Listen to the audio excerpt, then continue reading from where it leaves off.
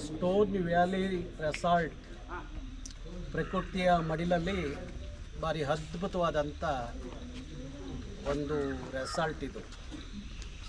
ನಾನು ಇಲ್ಲಿ ಹಾಸನ ಜಿಲ್ಲಾ ಮಟ್ಟದ ನಾಯಕರ ಸಭೆ ನಡೆಸಿದೆ.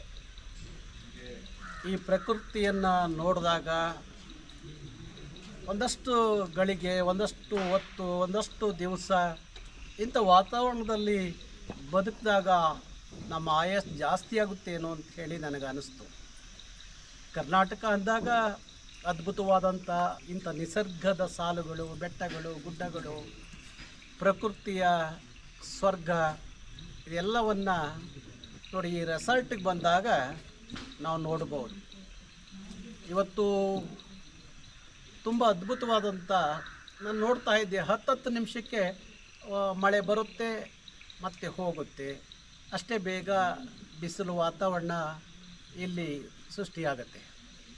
ಇಂಥ ಒಂದು ಪ್ರಕೃತಿಯ ಮಡಿಲಲ್ಲಿ ನಾವು ನಗರದ ಅನೇಕ ಜಂಜಾಟದ ಮಧ್ಯದಲ್ಲಿದ್ದಾಗ ಅಲ್ಲಿ ಎಷ್ಟೇ ಐಷಾರಾಮ್ಯವಾದ ಜೀವನ ಇದ್ದರೂ, ಎಷ್ಟೇ ಹಣ ಗಳಿಸಿರುವೆ ಅದು ಸಾರ್ಥಕತೆ ಅಂತೇಳಿ ಅನಿಸಲ್ಲ.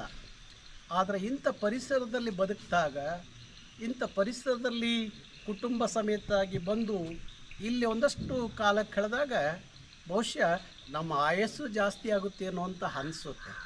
ಹಾಗಾಗಿ ಕರವೇ ಮುಖಂಡರುಗಳ ಸಭೆ ಈ ಪ್ರಕೃತಿಯಲ್ಲಿ ಆದಂಥದ್ದು ಹಾಸನ ಜಿಲ್ಲೆಯ ಸಭೆ.